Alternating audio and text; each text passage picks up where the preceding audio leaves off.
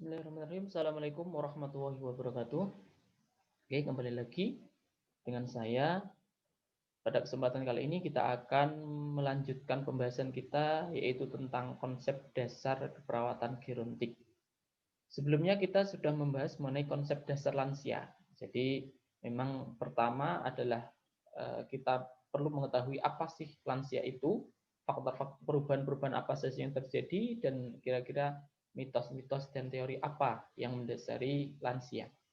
Selanjutnya adalah kita akan masuk ke pembahasan konsep dasar perawatan gerontik. Ini lebih spesifik, jadi kita akan membahas lebih spesifik tentang konsep dasar keperawatannya. Oke.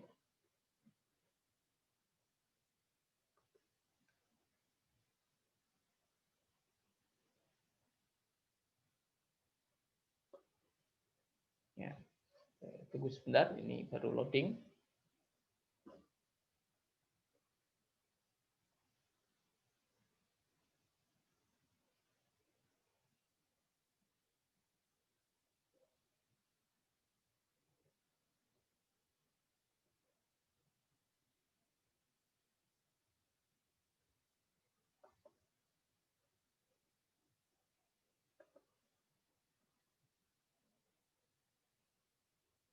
Masih loading, tunggu.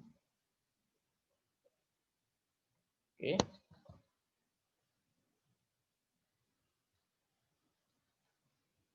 Oke.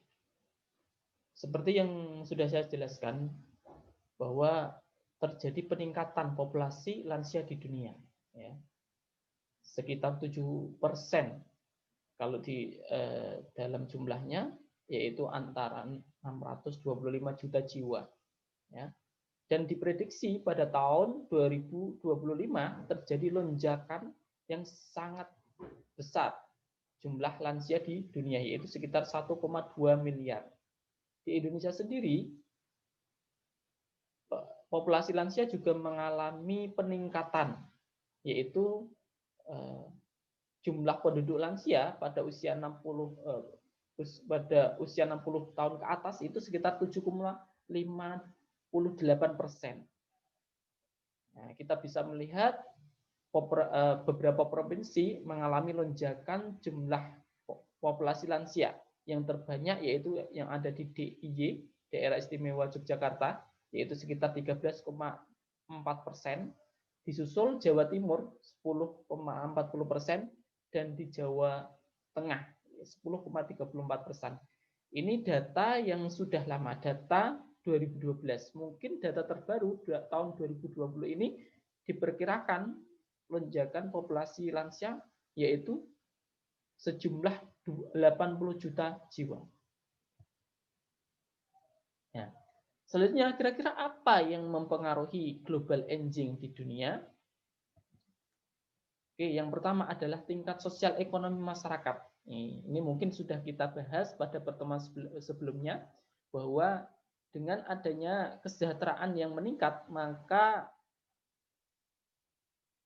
seseorang atau individu akan mendapatkan tingkat kesehatan yang lebih bagus. Ya, dengan orang-orang yang memiliki tingkat sosial ekonomi yang bagus, maka dia akan mampu mendapatkan pelayanan-pelayanan kesehatan yang maksimal, sehingga apabila terjadi masalah penyakit atau terjadi penyakit, maka dia akan bisa memperoleh layanan kesehatan yang bagus, sehingga masalah penyakitnya akan bisa tertangani. Selanjutnya adalah kemajuan di bidang pelayanan kesehatan. Ya.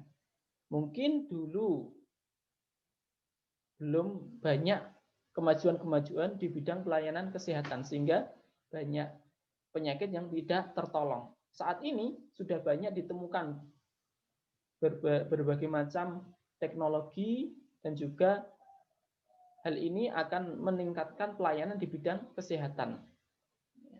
Kemajuan di bidang pelayanan kesehatan inilah yang mempengaruhi terjadinya global aging, yang menjadikan penyakit-penyakit tertentu yang dulunya tidak bisa tertangani, saat ini sudah bisa tertangani. Saat ini masyarakat sudah bisa terlayani dengan kemajuan di bidang pelayanan kesehatan. Selain itu, di pelayanan kesehatan ini juga meningkat tidak hanya di kota-kota, tapi di daerah-daerah, di desa-desa sudah ada namanya PKD, Poliklinik Kesehatan Desa, sehingga memungkinkan masyarakat mendapatkan pelayanan kesehatan yang bagus. Selanjutnya adalah tingkat pengetahuan masyarakat. Ya.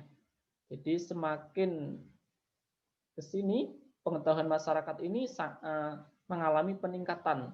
Hal ini didukung dengan berbagai informasi kesehatan yang ada di media-media sosial. Saat ini banyak di media-media sosial banyak orang yang men-sharingkan tentang pengetahuan kesehatan. Ya. Sehingga ini menjadikan masyarakat kita tahu tentang kesehatan, hal-hal yang berkaitan dengan kesehatan, sehingga apabila dia sakit, maka dia akan memperoleh pengetahuan bagaimana cara mengatasinya, ya, bagaimana cara mengatasinya, bagaimana cara mengobatinya, sehingga bisa mendapatkan layanan kesehatan segera. Hal inilah yang menjadikan terjadinya global aging di dunia. Kemudian dengan adanya layanan kesehatan yang bagus, semakin maju, kemudian pengetahuan masyarakat yang meningkat, ya, ini akan meningkatkan atau memperpanjang angka harapan hidup. Ya, coba kita perhatikan pada tabel berikut ini.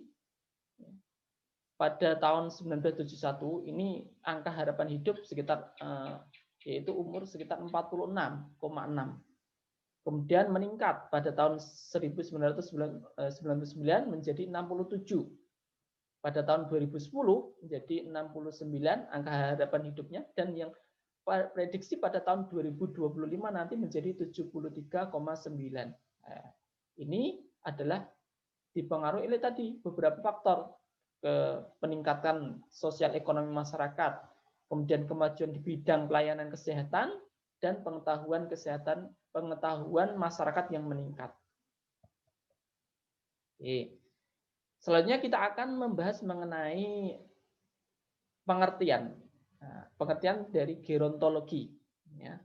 Gerontologi nursing kalau dalam bahasa Inggrisnya. Jadi gerontologi itu adalah ilmu tentang proses menua dan masalah-masalah yang terjadi pada lansia. Kemudian yang dinamakan gerontologi nursing itu adalah spesialis keperawatan lansia dengan pengetahuan, keahlian, keterampilan merawat lansia secara komprehensif dan menyeluruh. Jadi semua yang berkaitan dengan keperawatan lansia itu namanya gerontologi nursing. Juga gerontologi nursing ini, keperawatan lansia juga didefinisikan sebagai kegiatan pemberian bantuan atau bimbingan, pengawasan, perlindungan, dan pertolongan pada lanjut usia. Sehingga terkenal dengan nama kita sebut, ya, biasanya sering menyebut adalah gerontologi nursing. Ini yang paling banyak. Oke, tujuannya apa gerontologi nursing ini, keperawatan lansia ini? Yang pertama adalah memandirikan lansia. Kita mengetahui bahwa semakin bertambah usianya, maka terjadi berbagai perubahan-perubahan dalam hidupnya. Perubahan dalam psikososial, perubahan dalam segi fisiknya. Hal inilah yang menjadikan lansia ini membutuhkan berbagai bantuan. Nah, ketika dia tidak bisa melakukan sendiri, maka akan menimbulkan kesusahan. Sehingga kita perlu sebagai perawat perlu memandirikan lansia supaya dia bisa mengatasi berbagai persoalan yang dialami. Ya. Selanjutnya adalah mempertahankan dan meningkatkan kesehatan. Ya. Terjadi penyakit, berbagai macam penyakit yang dialami pada lansia, sehingga kita sebagai perawat perlu mempertahankan tingkat kesehatannya supaya dia tidak terjadi penyakit yang terjadi komplikasi penyakit. Harus dipertahankan. juga meningkatkan kesehatan. Jadi kondisi yang lemah itu perlu diatasi, perlu diobati. Kalau belum terjadi penyakit perlu dicegah, perlu dilakukan health promotion, peningkatan kesehatan, sehingga benar-benar lansia ini tetap dijaga kesehatannya supaya tidak terjadi penyakit-penyakit yang terjadi penyakit yang parah. Oke, tujuan yang lain adalah merawat klien yang sakit. Selain kita memandirikan, kemudian mempertahankan, meningkatkan kesehatan, hal ini belum terjadi penyakit. Dan kalau misal terjadi penyakit, maka kita perlu merawat klien yang sakit atau merawat lansia yang sakit. Selanjutnya adalah menegakkan diagnosa, ya, diagnosa secara dini. Jadi kita sebagai perawat perlu mengetahui tanda dan ciri gejala-gejala yang mengarah ke penyakit tertentu yang terjadi pada lansia. Kita menganjurkan lansia untuk memeriksakan, cek secara fisik, cek secara rutin. Hal ini tujuannya adalah supaya apabila terjadi penyakit maka bisa diketahui secara dini, sebelum parah, sebelum mengarah ke penyakit yang lebih parah, sehingga perlu kita mendiagnosa secara dini terjadinya penyakit. Ya.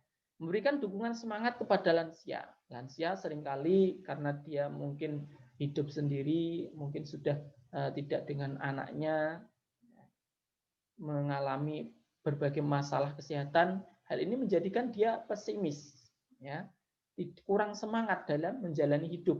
Nah, kita sebagai perawat perlu memberikan dukungan supaya lansia ini tetap semangat untuk menjalani kehidupan. Ya, jadi memberikan dukungan semangat kepada lansia. Oke, tujuan fungsi keperawatan ini terbagi menjadi 3. Jadi ada acute care, long term care, dan community care. Yang pertama acute care. Acute care ini biasanya yang dinamakan akut itu butuh segera dalam jangka waktu yang dekat. Yaitu apa? Fungsinya adalah merencanakan keluarnya penderita dari vaskes atau panti. Ya. Seringkali banyak lansia itu di panti berbeda. Nah, ini merencanakan bagaimana kalau nanti keluar dari panti itu nanti ikut siapa. Apabila keluar dari fasilitas kesehatan, dari rumah sakit misalnya setelah menjalani pengobatan itu nanti dengan siapa? Dengan anaknya atau dengan dia hidup sendiri atau di masyarakat nanti ada yang menerima. Selanjutnya adalah koordinasi rujukan ke lembaga sosial di desa. Jadi di desa seringkali kita temukan banyak lembaga-lembaga sosial. Jadi lembaga-lembaga sosial yang membantu lansia, orang-orang jumbo dan sebagainya. Jadi di desa mungkin ada beberapa lembaga. Hal ini yang kita nanti koordinasi, kita sebagai perawat sudah adakah tempat bagi lansia di masyarakat atau adakah keluarga yang menampungnya. Selanjutnya adalah long term care. Ini dalam jangka waktu yang lama, panjang, ya. Melakukan pengobatan dan latihan rehabilitatif. Ya, seringkali kita temukan lansia ini mengalami penyakit yang menaun, penyakit misalnya menderita stroke. Jadi kita perlu merencanakan pengobatannya. Ya, nanti kalau sakit nanti periksanya kemana, keluarga yang mendampingi siapa. Bahkan nanti kalau misalnya terjadi kelumpuhan pada anggota badan, nanti rehabilitatifnya seperti apa supaya tidak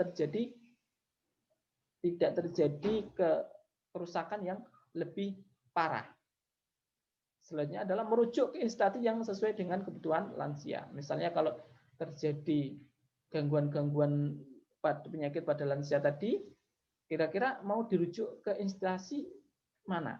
Ke puskesmas, ke rumah sakit dan sebagainya. Ini harus direncanakan. Ya. Dan yang terakhir adalah community care. Community care ini memperkenalkan pelayanan lansia di masyarakat. Saat ini banyak layanan-layanan di masyarakat. Misalnya ada posyandu lansia yang diadakan puskesmas. Jadi tiap bulan itu nanti ada posyandu lansia.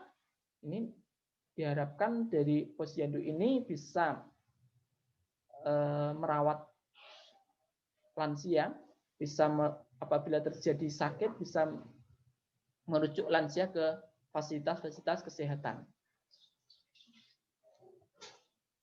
Oke.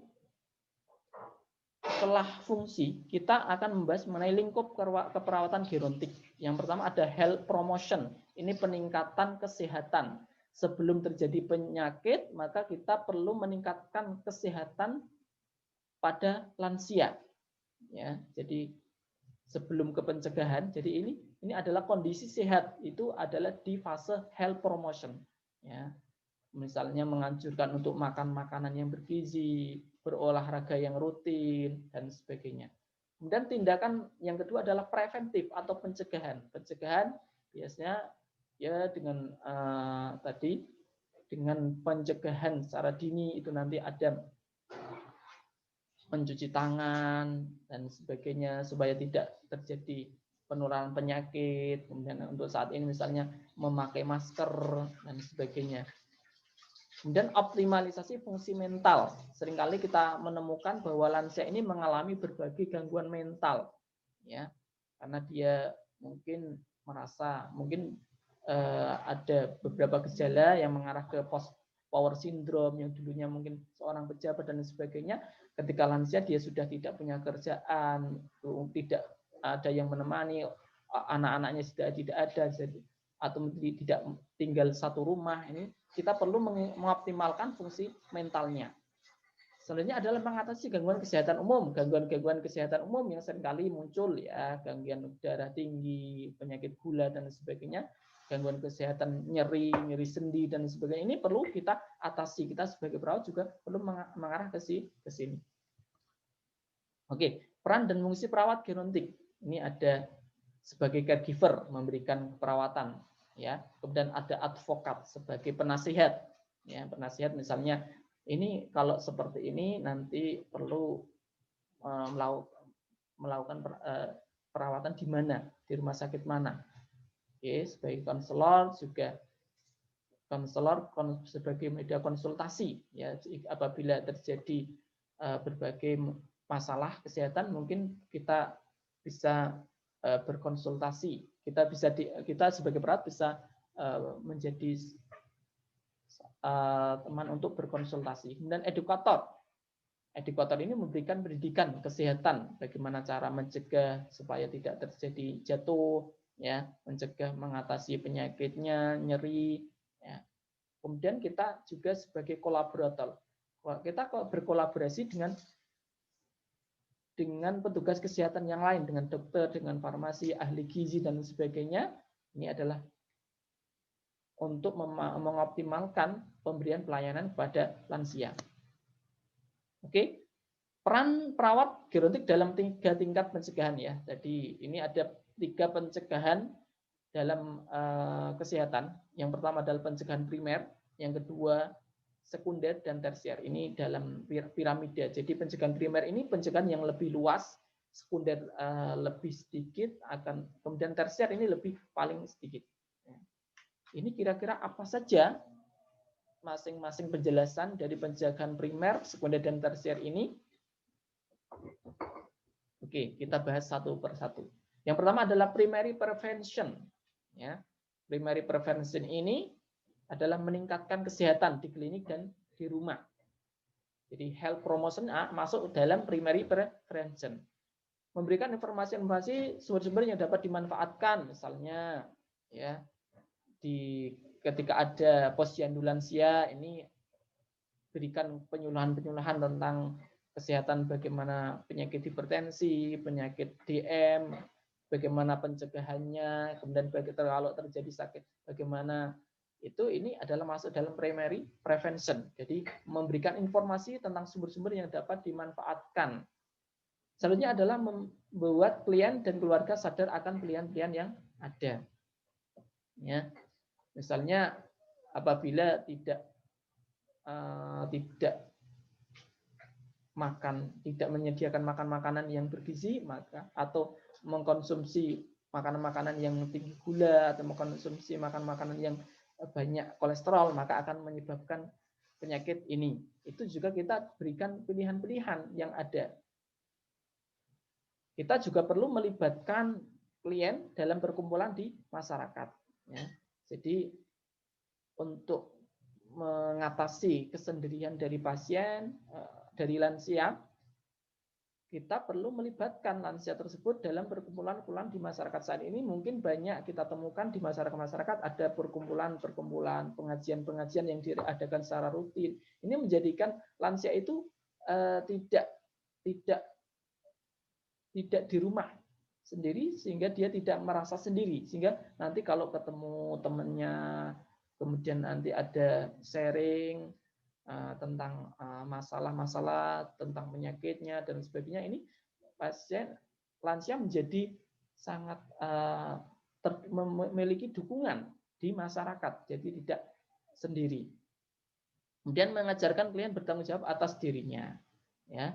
Jadi memang ketika lansia ini memang biasanya dia sendiri. Bahkan kalau diajak, misalnya masih punya anak, tapi biasanya diajak anaknya pun kadang mereka memilih untuk sendiri. Ya. Jadi kita mengajarkan supaya dia bisa bertanggung jawab terhadap dirinya sendiri, memandirikan lansia. Yang kedua adalah secondary prevention. Ini meliputi apa saja? Yaitu penemuan kasus, misalnya melaporkan penemuan kasus. Oh, ternyata pada misalnya diadakan posyandu lansia.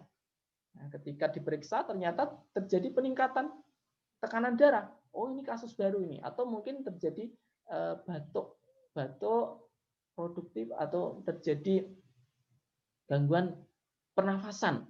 Ini terjadi dilaporkan. Jadi ini melaporkan kasus. Ini secondary prevention. Kemudian mengkaji respon terhadap sakit dan terapi. Nah, biasanya kalau sakit itu ya diatasi. Misalnya diadakan tadi pada posyandu lansia, oh ini terjadi peningkatan tekanan darah, biasanya dikasih obat untuk mengatasi tekanan darah. Nah, selain itu juga memberikan informasi tentang obat-obatan yang bisa dikonsumsi, ya obat-obatan yang aman dikonsumsi. Ini mengarah ke secondary prevention. Jadi secondary prevention ini lebih ke sudah terjadi penyakit, penemuan kasus, ya lebih awal, early detection, ya mendeteksi penyakit secara dini sebelum terjadi komplikasi, sehingga perlu kita temukan sebelum penyakitnya itu lebih parah. Itu perlu adanya early detection, penemuan kasus secara dini. Kemudian kita berikan informasi tentang apa yang perlu bisa dikonsumsi, apa saja obat-obat untuk penyakit hipertensi, penyakit gula dan sebagainya. Memberikan nasihat terhadap klien dan keluarga, ya. Jadi untuk mengatasi tadi berbagai permasalahan penyakit, kita juga perlu memberikan nasihat terhadap klien dan keluarga, apa yang boleh dikonsumsi, apa yang tidak boleh dikonsumsi, ya obat-obat apa yang perlu dikonsumsi dan sebagainya. Mengidentifikasi adanya atau ancaman penyakit, misalnya, oh ini sudah menderita penyakit hipertensi lama, 5 tahun lebih. Ya, kita perlu menginformasikan kepada klien dan kepada lansia dan pada keluarganya. Mungkin kalau tidak terkontrol akan menyebabkan berbagai macam penyakit, misalnya terjadi penyakit stroke, penyakit gagal ginjal, penyakit jantung dan sebagainya. Ini perlu kita sampaikan. Jadi mengidentifikasi adanya ancaman penyakit. Oh ini sudah mengarah ke tanda gejala penyakit stroke. Nah, ini perlu kita sampaikan, kita mengidentifikasi adanya ancaman penyakit dari komplikasi penyakit yang diderita. Oke, kemudian tertiary prevention, ya ini lebih ke rehabilitasi, ya mungkin setelah terjadi penyakit stroke, kemudian serangan pertama perlu dilakukan rehabilitasi, terjadi kelumpuhan badan sebagian, misalnya perlu diajari misalnya range of motion, yaitu pergerakan jari, tangan, sendi dan sebagainya untuk supaya tidak tambah parah penyakitnya. Selain itu mempertahankan komunikasi dengan jaringan masyarakat tadi, ya. Jadi di masyarakat itu ada namanya lembaga sosial. Lembaga sosial inilah yang mengurusi mungkin orang-orang jompo yang mungkin tidak punya keluarga, tinggal sendiri, ini perlu mempertahankan komunikasi dengan jaringan kemasyarakatan supaya apabila terjadi masalah penyakit, terutama pada lansia-lansia yang tidak memiliki keluarga, ini bisa diatasi oleh lembaga sosial tadi. Membantu dalam pelayanan tindak lanjut, ya. Kemudian memberikan program konsultasi dan pendidikan, ini terutama bagi lansia dan juga bagi keluarga. Jadi kita perlu melibatkan keluarga dalam proses perawatan. Ya, jadi kita perlu memberdayakan keluarga karena memang lansia ini kondisinya kan semakin lemah, ya, terjadi berbagai macam perubahan. Jadi inilah kita juga memberikan pengertian kepada keluarga, melibatkan, ya, involve family in the nursing care, atau melibatkan keluarga di dalam pelayanan keperawatan, juga memberikan dukungan legislasi. Oke, selanjutnya adalah tanggung jawab perawat gerontik. Apa sih kira-kira tanggung jawab? Yang pertama, membantu lansia memperoleh kesehatan secara optimal, memelihara kesehatannya, membantu lansia menerima kondisinya, dan tentunya membantu menghadapi ajal. Ini tanggung jawab perawat. Oke, tugas perkembangan lansia. Jadi kita juga perlu tahu, kita sebagai perawat juga perlu tahu tugas perkembangan lansia. Jadi persiapan untuk kondisi yang menurun, ya. Jadi kalau masuk pada lanjut usia itu biasanya kondisinya semakin menurun, terjadi berbagai perubahan sehingga ini yang menjadikan dia kondisinya menurun. Persiapan untuk pensiun, persiapan diri untuk pensiun. Jadi kalau di Indonesia mungkin pensiun ini sekitar usia 60 tahun pensiun. Jadi kita perlu mempersiapkan lansia supaya dia tidak kaget dengan kondisinya yang dulunya bekerja kemudian tidak bekerja, nganggur di rumah, tidak punya apa aktivitas. Ini juga kita sebagai perawat juga perlu tahu itu, perlu tahu perkembangan lansia. Membina hubungan baik dengan orang seusianya, ya. Jadi inilah yang menjadikan lansia itu merasa ada temannya, merasa ada teman yang diajak untuk sharing, ya, kalau dia berkumpul dengan orang-orang seusianya. Dan persiapan kehidupan baru, ya, persiapan kehidupan baru, penyesuaian terhadap kehidupan sosial yang mungkin karena tadi kondisinya semakin menurun, dia sudah tidak punya pekerjaan, ya, sehingga mungkin masyarakat akan menganggap bahwa dia menjadi beban masyarakat dan sebagainya. Ya, ini juga kehidupan sosial ini juga perlu diperhatikan. Persiapan untuk kematian dan kematian pasangan. Ya, biasanya kalau lansia ini kan biasanya ada salah satu yang meninggal. Juga kita perlu sebagai perawat perlu mempersiapkan ini sehingga lansia itu mungkin tidak terus merasa putus asa dalam menjalani hidup kalau tidak ada pasangan dan sebagainya. Oke. Kenapa? Ini alasan lansia perlu dirawat dalam keluarga. Kira-kira apa alasannya? Yang pertama adalah keluarga adalah unit pelayanan keperawatan dasar, ya. Jadi merasa tempat dan lingkungan yang nyaman, ya, meskipun misalnya di rumah sakit itu bagus, tempatnya bagus, bersih dan sebagainya, tapi banyak orang yang mungkin tidak nyaman kalau di lingkungan rumah sakit sehingga mungkin pengen pulang, ya. Kalau di lingkungan di rumahnya itu merasa nyaman meskipun mungkin kondisinya tidak bagus, tidak sebagus di rumah sakit, tapi lansia akan merasa nyaman tinggal di keluarganya tadi. Kalau di keluarga ada yang menemani setiap hari dan sebagainya, keluarganya ada yang kemudian kemampuan keluarga untuk mengambil keputusan, ya.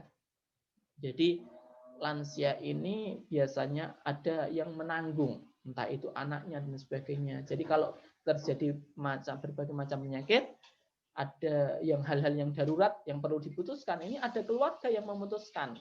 Nah, ya, ada walinya.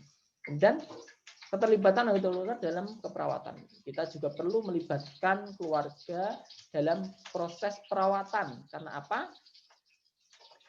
Karena kita sebagai perawat tidak selalu ada dengan lansia, ya. yang sering berinteraksi adalah dengan keluarga, sehingga kita perlu melibatkan keluarga tersebut dalam keperawatan. Oke.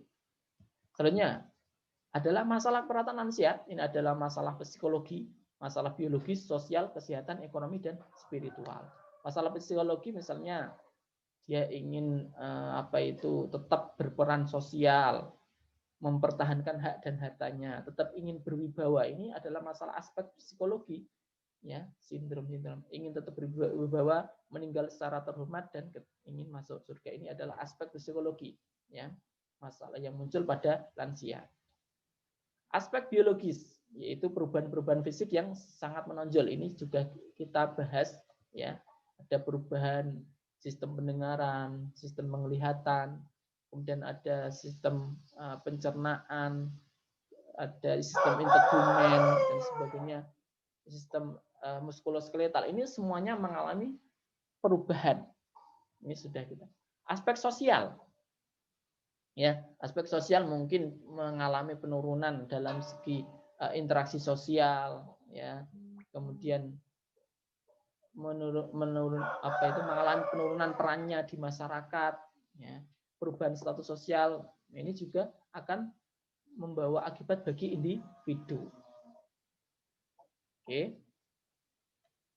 Dan hal yang sering terjadi pada lansia adalah terjadinya post power syndrome tadi. Aspek kesehatan yang sering muncul, ini ada berbagai macam kesehatan yang muncul pada lansia, ada penyakit jantung, hipertensi, penyakit kanker, ya. Kanker ini bisa kanker, ya, bisa kanker kanker payudara, kemudian kanker yang lain. Penyakit ginjal, saluran kemih, ini, ya. Kemudian penyakit paru-paru, ada gangguan pneumonia, edema paru, penyakit vaskular, ini terjadi stroke, ada artritis, demensia, dan depresi mental. Ini hal-hal yang sering kali muncul. Aspek ekonomi, ya, kita tahu bahwa lansia ini sudah tidak punya pekerjaan, sehingga dia tidak punya penghasilan, sehingga dia dari segi ekonomi dia sudah tidak bekerja, tidak bisa menghidupi dirinya sendiri. Kemunduran dari berbagai organ ini, hal yang mengakibatkan terjadinya aspek ekonomi ini akan terganggu. Kalau tidak ada yang menanggung, tidak ada anaknya atau keluarga yang menanggung, nanti dia akan mengalami. Oke. Spiritual, ini terjadi golden age atau sering beribadah lebih khusyuk. Jadi mungkin banyak lansia ketika banyak orang yang ketika masuk kepada lanjut usia ini dia malah tambah lebih khusyuk dalam beribadah, ya, karena ini terjadi golden age, sering beribadah karena dia merasa bahwa dia akan menghadapi ajal, dia akan meninggal, ya, sehingga dia akan merasa dia harus lebih mendekatkan diri kepada Tuhan, sehingga kondisi-kondisi lansia ini yang mendekatkan dia lebih khusyuk dan lebih sering beribadah. Oke. Sifat pelayanan model keperawatan gerontik, ini ada pendekatan fisik, yaitu perawatan anggota tubuh dari yang sakit, misalnya kalau terjadi luka ya dirawat lukanya, kalau terjadi hipertensi berikan obat hipertensi, misalnya DM mengatasi penyakit gulanya. Kalau psikologi biasanya kita sebagai memberikan dukungan, supporter, ya, dan interpreter, ini memberikan dukungan psikis. Kalau sosial, mengajak diskusi, bertukar pikiran, dan bercerita. Ini pendekatan sosial yang kita bisa lakukan.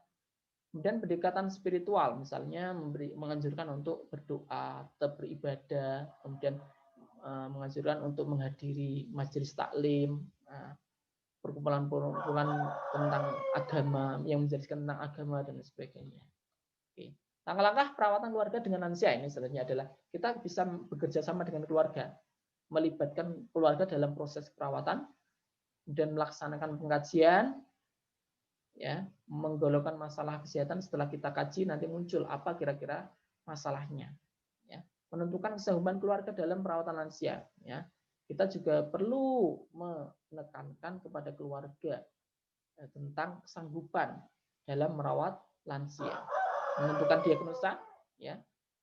Setelah kita tentukan diagnosnya, menentukan prioritas masalah apa kira-kira prioritasnya, kemudian menyusun masalah sesuai dengan prioritas. Menetapkan tujuan, merencanakan tindakan yang sesuai dengan tujuan tadi, kira-kira apa? Misalnya, ini penderita mengalami hipertensi. Tujuannya adalah supaya tekanan darahnya terkontrol. Tindakannya apa? Menganjurkan untuk melakukan pengontrolan tekanan darah secara rutin, ya, mengunjungi home visit dan sebagainya, menganjurkan untuk memeriksakan ke pelayanan kesehatan, puskesmas dan sebagainya. Mengimplementasi rencana keperawatan tadi, rencana-rencana tadi diimplementasikan, ya, dan mengevaluasi dan meninjau kembali masalah perawatan atau. Oke, kunci menuju lansia yang bahagia, berguna dan mulai adalah bahagia, yaitu B, berat badan berlebih supaya dihindari, atur makanan hingga sesuai atau kurangi, ya, kurangi lemak atau kolesterol, hindari faktor risiko penyakit jantung iskemik koroner, misalnya makanan yang tinggi kolesterol, kemudian menyanyi kebiasaan merokok, nah, itu perlu dihindari agar terus berguna dan mempunyai kegiatan atau hobi yang bermanfaat ini tetap tadi melibatkan dalam kegiatan sosial di masyarakat dan sebagainya. Oke, gerak badan teratur wajib dilakukan, ya. Nah, ini olahraga minimal 3 kali dalam seminggu, 30 menit minimal 30 menit dalam sekali olahraga. Ini juga kita perlu berikan anjuran kepada lansia. Ikuti nasihat petugas kesehatan. Nah, ini jadi kalau terjadi penyakit ya harus mengikuti apa saran dari petugas kesehatan, perawat, dokter itu misalnya harus minum obatnya secara teratur, rutin, cek kadar gula secara rutin, cek ke petugas kesehatan dan sebagainya. Evaluasi kesehatan badan secara periodik. Ini setiap bulan diadakan posyandu lansia. Ini tujuannya adalah mengawasi atau mengontrol kesehatan secara periodik, secara berkala. Oke, itu mungkin yang bisa saya sampaikan. Ya, terima kasih atas perhatian. Mohon maaf atas segala kekurangan. Demikian, wassalamualaikum warahmatullahi wabarakatuh.